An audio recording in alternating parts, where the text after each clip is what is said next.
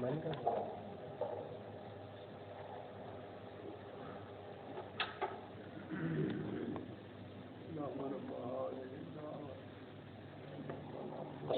علیکم ورحمۃ اللہ وبرکاتہ۔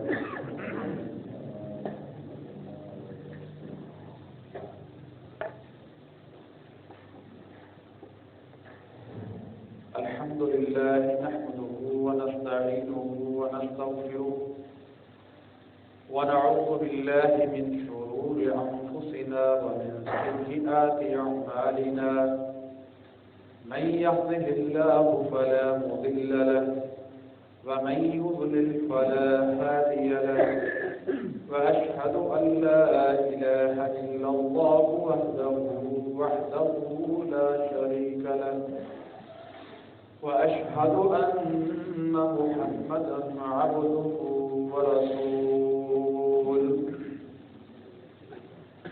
أما بعد فإن خير الحديث كتاب الله، وخير الحدي حدي محمد صلى الله عليه وسلم، وشر الأمور محدثاتها، وكل محدثة بدعة، وكل بدعة ضلالة، وكل ضلالة في النار. يا أيها الذين آمنوا اتقوا الله حق تقاته ولا تموتن إلا وأنتم مسلمون. يا أيها الناس اتقوا ربكم الذي خلقكم من نفس واحدة وخلق منها زوجها وبث منهما رجالا كثيرا ونساء، واتقوا الله الذي تساءلون به والأرحام، إن الله كان عليكم رقيبا.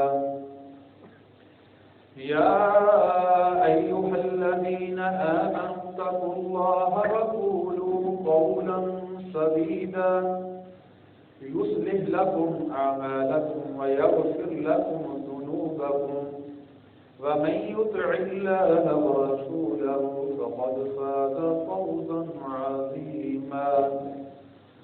رب اشرح لي صدري ويسر لي أمري واحلل عقدة من لساني يفقهوا قولي، رب زدني علما. قال الله تعالى في القرآن المجيد: أعوذ بالله السميع العليم من الشيطان الرجيم، بسم الله الرحمن الرحيم.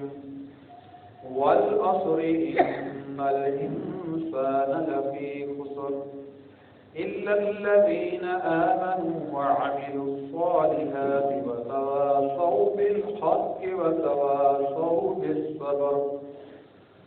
قال الله تعالى في مقام آخر: ادع إلى سبيل ربك بالحكمة والموعظة الحسنة وجادلهم بالتي هي أحسن. تمام تعریفیں اللہ رب العالمین کے لیے جس نے اس جہاں کو بنایا ہے، اور وہ اللہ کی وہ ذات ہے جو اپنے تدبیر کے ساتھ اس نظام کائنات کو چلا بھی رہا ہے. کروڑ درود و سلام نبی صلی اللہ علیہ وسلم پر. اللہ نے ان کو اپنی مخلوق میں سب سے اونچا، سب سے بلند مرتبہ عطا فرمایا. سورہ العصر کے حوالے سے تیسری بات ہم اس کو بیان کرنے کی کوشش کر رہے ہیں کہ جو خسارے سے نکلنے والے ہیں، سب سے پہلے وہ لوگ کہ ان کے پاس ایمان ہونا چاہیے. دوسری خوبی کہ وہ نیک اعمال کرنے والے ہیں. تیسری بات کہ وہ سب ہی ایک دوسرے کو حق بات کی تلقین کرنے والے ہیں، اور چوتھی بات، ان مسائل پر جو راستہ اختیار کر رہے ہیں اس پر ایک دوسرے کو صبر کی تلقین کرنے والے ہیں۔ ایک دوسرے کو حق کی تلقین کے حوالے سے کافی آپ کے سامنے گفتگو ہو چکی ہے۔ اب ہم جو یہ دعوت حق یعنی تلقین کرنے والے لوگ ہیں ان کی کچھ صفات اوصاف وغیرہ وہ ڈسکس کر رہے ہیں کہ جو لوگ دعوت کو پیش کریں گے اور یہ سب ہی ایمان والے کریں گے، اور یہ بات بھی واضح ہو چکی ہے کہ اس کے لیے کچھ 6 سالہ دست نظامی کی ڈگری لینا ضروری نہیں ہے، اور یہ بھی واضح کر دیا کہ اس کے لیے کوئی یونیورسٹی کی PhD کی ڈگری کا ہونا بھی ضروری نہیں ہے، اور اس کے لیے کچھ اسپیشل پروفیشنلی طور پر یہ لائن اختیار کرنا بھی ضروری نہیں ہے۔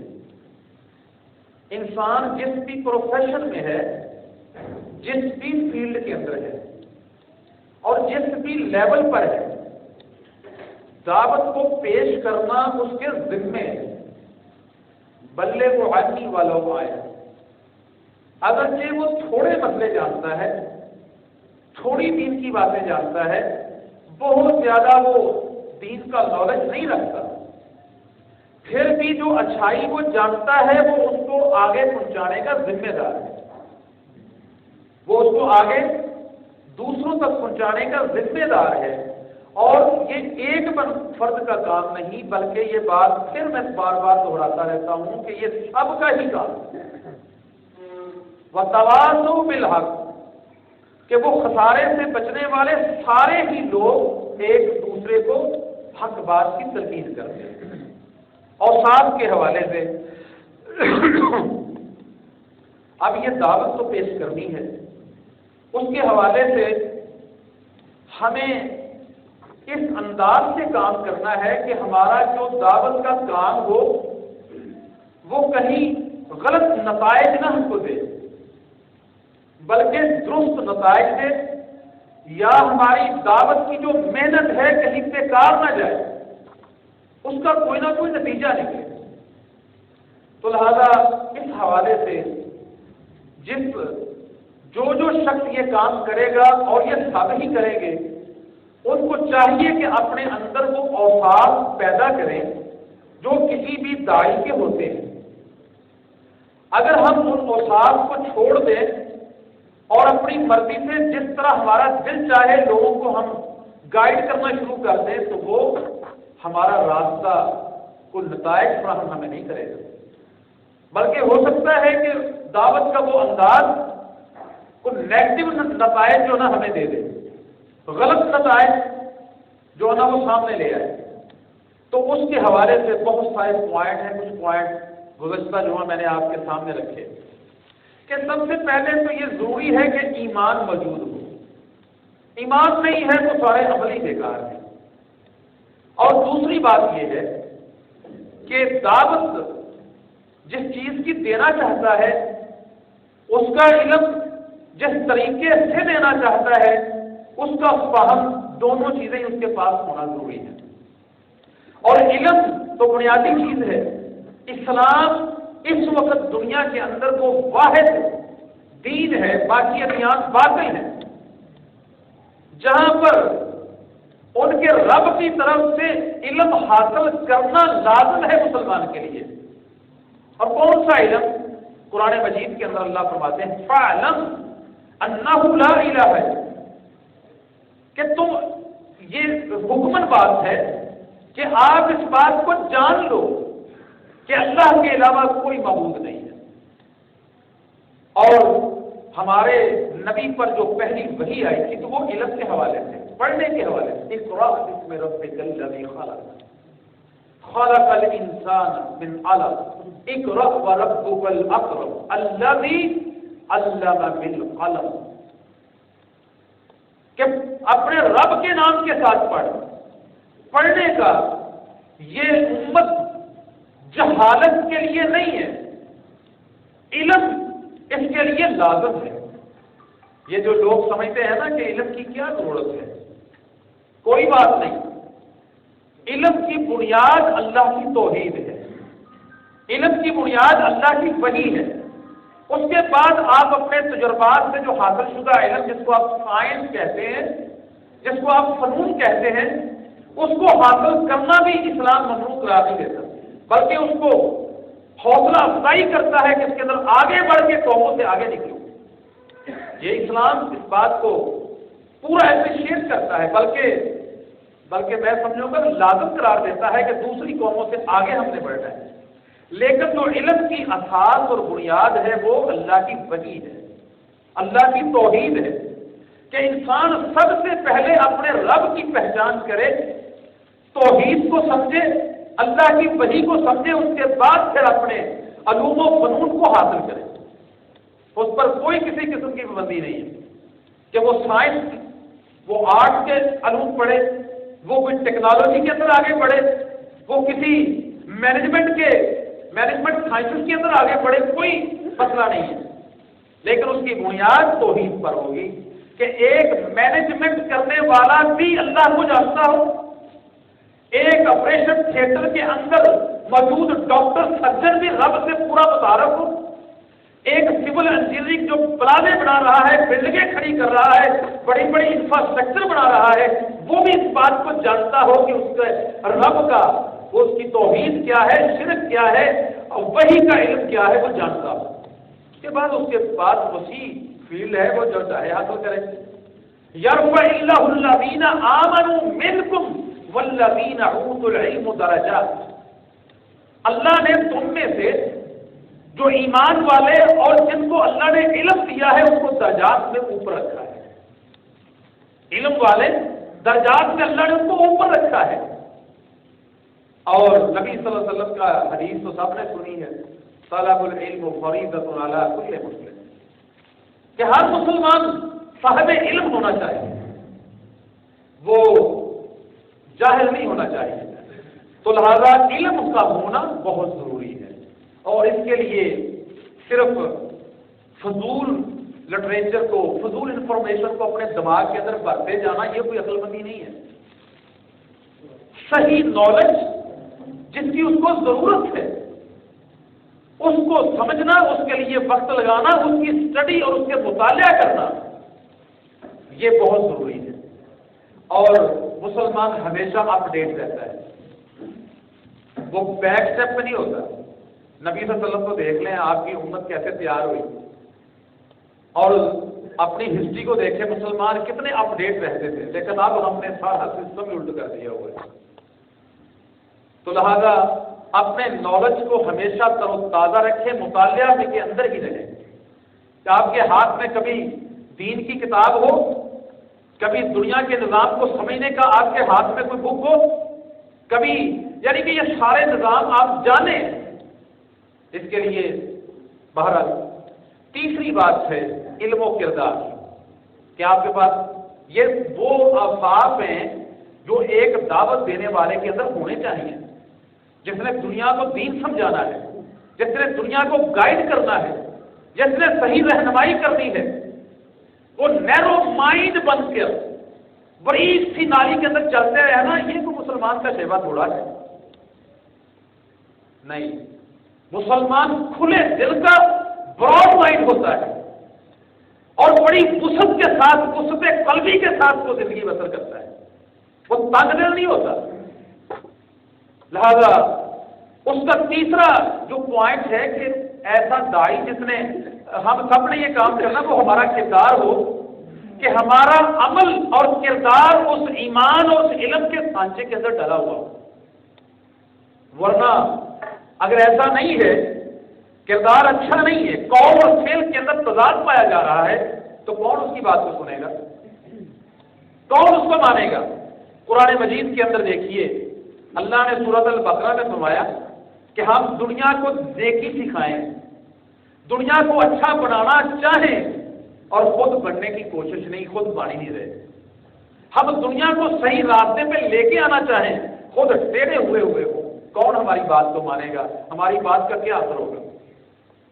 اللہ نے قرآن مجید کے اندر بیان فرمایا، أَتَعْمُرُونَ النَّاسَ بِالْبِرِّ وَتَنْسَوْنَ أَنفُسَكُمْ وَأَنْتُمْ تَتْلُونَ الْكِتَابَ أَفَلَا تَعْقِلُونَ، کیا تم دوسرے لوگوں کو نیکی کا، پرہیزگاری کا، اچھائی کا بڑے بڑے لیکچر دیتے ہو اور خود اپنی جانوں کو بھول جاتے ہو؟ وَأَنْتُمْ تَتْلُونَ الْكِتَابَ، چونکہ تم نے دعوت دینی ہے، اس کے لیے تمہارے پاس انفارمیشن تو بہت ہے، کتاب کو پڑھتے ہو، قرآن کو پڑھتے ہو، حدیث کو پڑھتے ہو، اچھی حکمت والی باتوں کو جانتے ہو، یہ سارا کچھ کرنے کے باوجود لوگوں کو نصیحت اور اپنے تائیں الٹا کام۔ افلا تعقلون، کیا تمہارے پاس عقل فہم نہیں؟ تم کر کیا رہے ہو کہ لوگوں کو گائیڈ کرنے کے دعوے، لوگوں کے تم رہبر و رہنما اور اپنا کردار الٹ، باتیں کچھ اور عمل کچھ اور۔ ایک اور قرآن مجید کے اندر اللہ نے فرمایا یا ایھا الذین آمنوا، اے ایمان والو، لما تقولون ما لا تفعلون، جو کہتے ہو کرتے ہی نہیں ہو۔ اللہ فرماتے ہیں ایمان والوں کو کہتے کیوں ہو جو تم کر ہی نہیں رہے؟ کبر مقتا عند اللہ ان تقولوا ما لا تفعلون، اللہ کے ہاں یہ بڑی غلط بات ہے، بھاری بات ہے کہ ایک بندہ وہ باتیں کر رہا ہے جو وہ عمل کے اندر ہے ہی نہیں اس کے۔ تو لہذا جو مسلمانوں کا لیڈر ہوتا ہے وہ قول و فعل کے تضاد والا نہیں ہوتا، اور اس کے لیے آپ نبی کی زندگی کو دیکھ لیں۔ جب اللہ کے رسول نے دعوت کو پیش کیا، انہوں نے 100 مخالفتیں کی، ہزاروں جتن کیے، لیکن وہ آپ کے کردار پر کبھی انگلی نہیں اٹھا سکے۔ ایسا ہوا کبھی؟ ایسا نہیں ہو سکتا۔ دعوت کے میدان کے اندر صحابہ کو دیکھ لیں کہ صحابہ دعوت کو پیش کر رہے ہیں، اسلام کو پیش کر رہے ہیں، اللہ کے دین کو دنیا کے سامنے پیش کر رہے ہیں، تو کیا خیال ہے ابو بکر صدیق رضی اللہ تعالیٰ عنہ قول و فعل میں تضاد تھا؟ کیا عمر رضی اللہ تعالیٰ عنہ کے عدل و انصاف گھر میں اور باہر میں مختلف تھے؟ ایک جیسے تھے۔ کردار کے اندر، عمل کے اندر، قول و فعل کے اندر ایک دعوت پیش کرنے والا بندہ، اور یاد رکھیے یہ کوئی اس ممبر پہ چڑھنے والا اکیلا نہیں ہے، اور سب بھی اس کے اندر ایک فریق ہے۔ کیوں؟ وتواصوا بالحق، سب نے ہی دعوت پیش کر دی۔ تو کردار کے اندر ہم نے یہ اختیار کرنا ہے کہ ہماری بات اور ہمارے عمل میں وہ ہم آہنگی پائی جائے۔ یہ ایک دعوت پیش کرنے والا، یہ نہیں ہے کہ آپ اسٹیجوں کے اوپر کچھ کہتے رہیں، نجی محفلوں میں کچھ اور ہو، دوسری محفل میں کچھ اور ہو، اس ماحول میں کچھ اور ہو، اس ماحول میں کچھ اور ہو۔ یہ اللہ کو پسند ہی نہیں ہے، اور نہیں یہ نہ ہی نبیوں کا طریقہ۔ سارے نبیوں کی دعوت کو اٹھائیں، قرآن بیان کر رہا ہے۔ نوح علیہ السلام، ہود علیہ السلام، قوم ثمود کے صالح علیہ السلام، شعیب علیہ السلام، موسیٰ علیہ السلام، دیکھ لو سب انبیاء کو دعوت کے اندر اور عمل کے اندر ایک پوری ہم آہنگی ہے۔ جو پیش کیا جا رہا ہے نمونے کے طور پر بھی پیش کیا جا رہا ہے، یہ سارا کچھ ہے۔ تو یہ کام جو ہے یہ ضروری ہے۔ نبی صلی اللہ علیہ وسلم کو اللہ نے کہا کہ پیغمبر اس کو اپنی عمر پیش کرے۔ وہ 40 سالہ زندگی کا حصہ جو آپ نے ان کے اندر ہی گزارا ہے، اس وقت تو وہی نہیں آئی تھی۔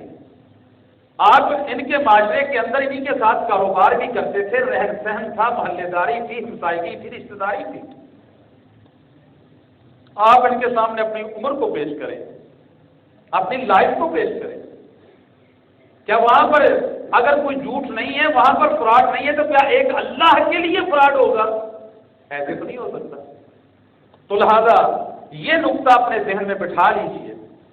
پھر جو اس نے دعوت کو دینا ہے، اور یہ اپنے ذہنوں کے اندر ہم پوائنٹ اٹھائیں کہ وہ دعوت دیتے ہوئے حکمت و بصیرت کے دامن کو نہ چھوڑے، بے حد حکمت ہو کر دعوت نہ دے، پورے ویژن کے ساتھ، پوری بصیرت کے ساتھ، اس میں حکمت بھری ہوئی ہو، صرف جذبات اور جوش نہیں ہو، اس کے اندر یہ چیزیں موجود ہوں۔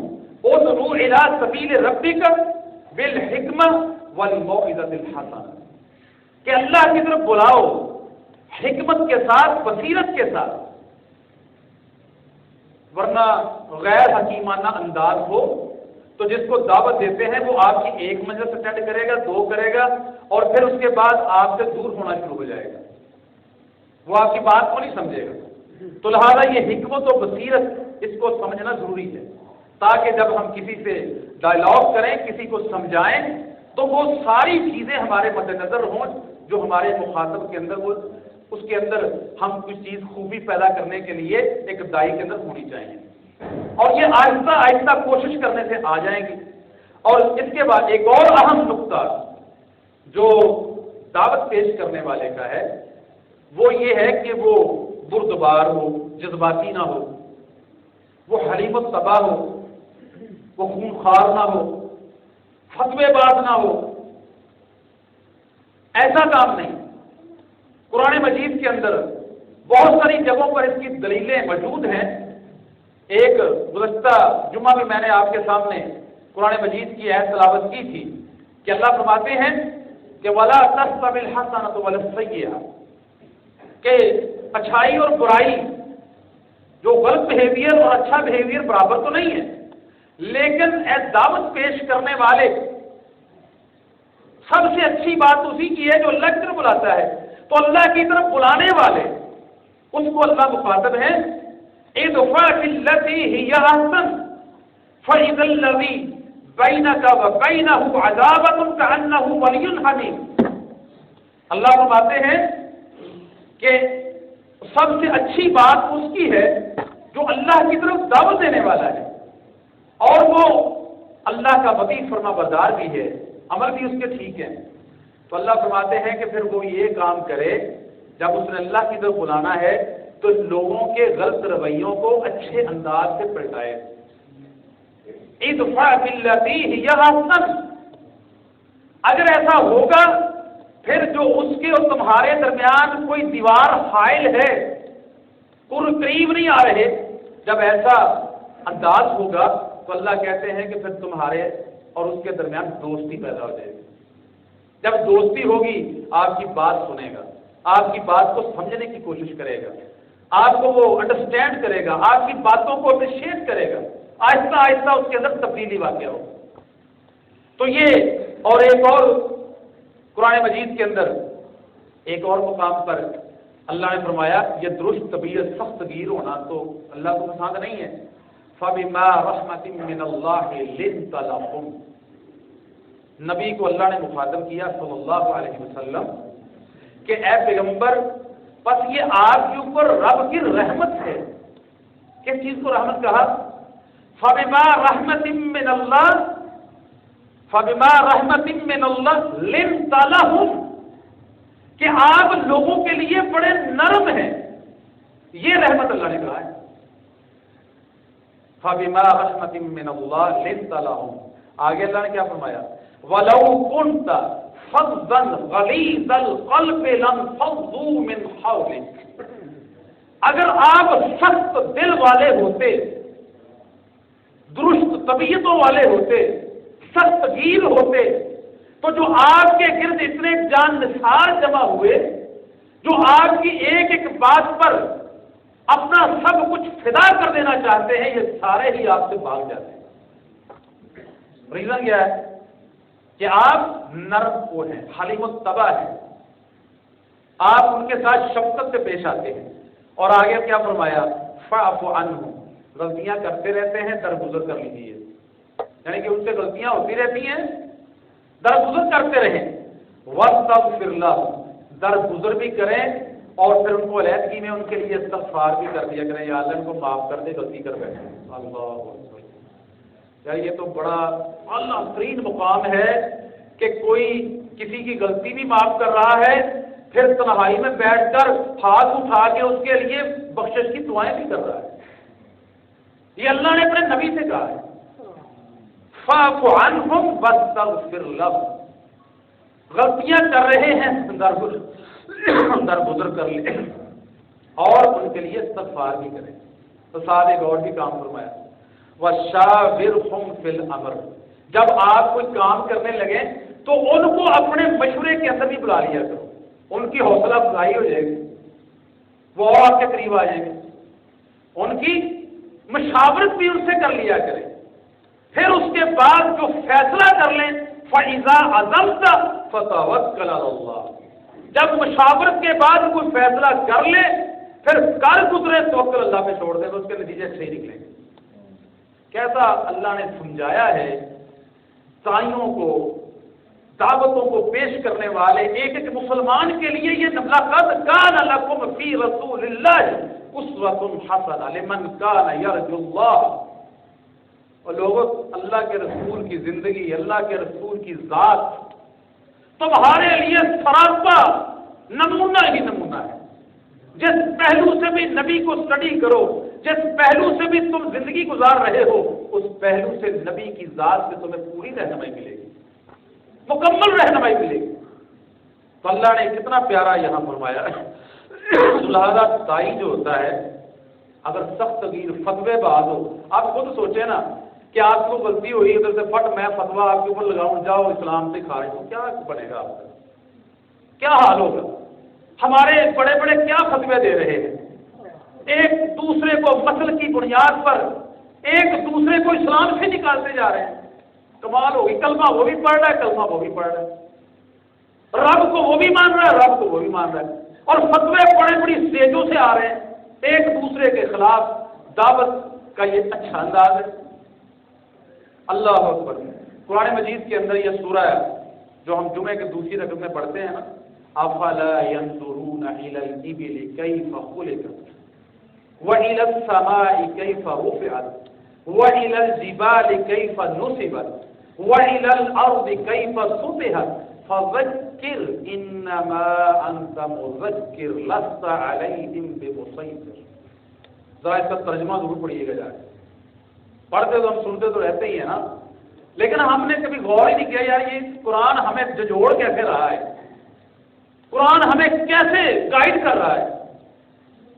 نبی صلی اللہ علیہ وسلم کو حکم ہو رہا ہے کہ آپ نصیحت کریں اور آپ ان کے اوپر دروگا نہیں لگے ہوئے کہ پکڑ کے گردن آپ نے جنت میں اس کو داخل کرنا، آپ کا کام صرف بلغ ابلاغ ہے، اس تک رب کی بات صرف پہنچا دینا آپ کے ذمے ہے۔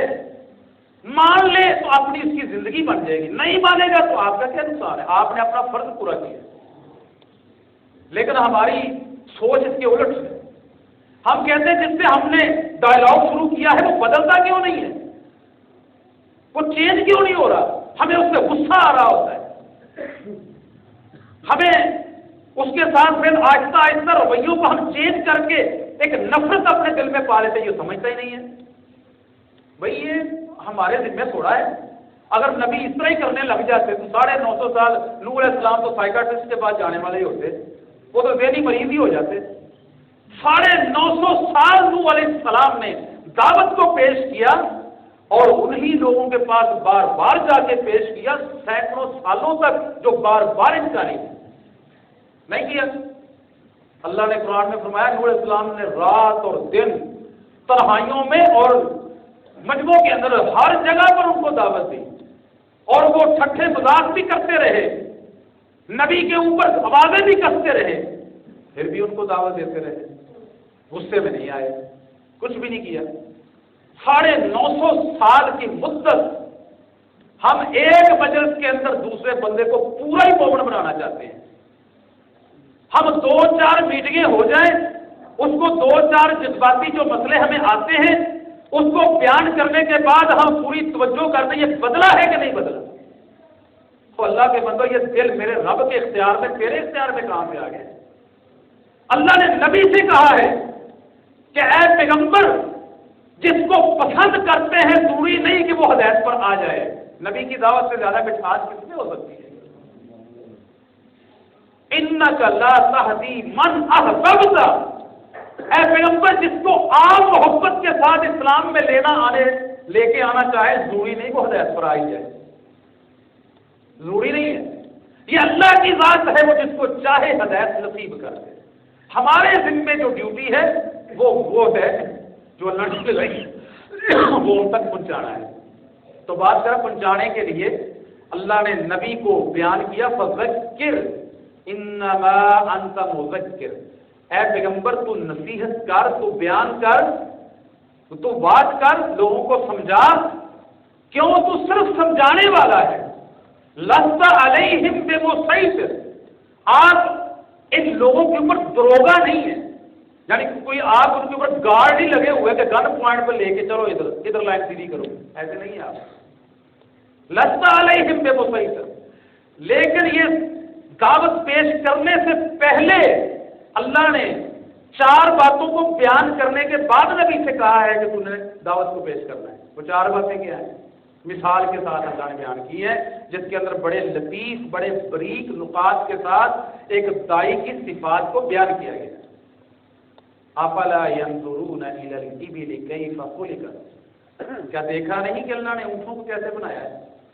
اور ساری ہی دنیا جانتی ہے، پڑھتی ہے، سمجھتی ہے کہ اونٹ صابر جانور بھی ہے اور حلیم بھی ہے، بڑی برداشت ہے اس کے اندر، بڑی برداشت ہے اس کے اندر. اس کا مالک اس کو پانی نہیں بھی پلا رہا تو اس کا کام کر رہا ہے. اس کا مالک اس کو صحراؤں میں چلاتا ہے، چلتا جا رہا ہے. اس پر بوجھ لاتا ہے، وہ اٹھاتا جا رہا ہے، مالک کی اطاعت کرتا جا رہا ہے. تو دائی کی یہ خوبی ہے کہ وہ صابر ہو، بردبار ہو، حلیم ہو، مستقل مزاج ہو. یہ دائی کی خوبی ہے نا. پھر اس کے بعد اللہ نے دوسری مثال دی، افلا ينظرون الى الابل كيف خلقت والى السماء كيف رفعت. آسمان کو دیکھو، اللہ نے کیسا بلند بنا دیا. اور قرآن میں ہے کہ اے انسان تو ذرا آسمان کی طرف نظر کر، پھر دیکھ تیری نظر حقیر ہو کے واپس آ جائے گی، تجھے وہاں نقص نظر نہیں آئے گی. ایسا ہے نا قرآن مجید کے اندر. تو اللہ نے یہ جو وقار، یہ آسمان، بلندی، وقار، یہ دائی کے وقار کو بیان کیا ہے کہ جو دعوت پیش کرنے والا ہے وہ اتنا باوقار ہو، اتنی بلندی کے لوگ بار بار اس پہ نظریں اٹھائے، ان کو وہاں سے کجروی نظر نہ آئے. وہ کہے یار یہ تو بندہ بڑا اچھا ہے، یہ تو ٹھیک بندہ ہے.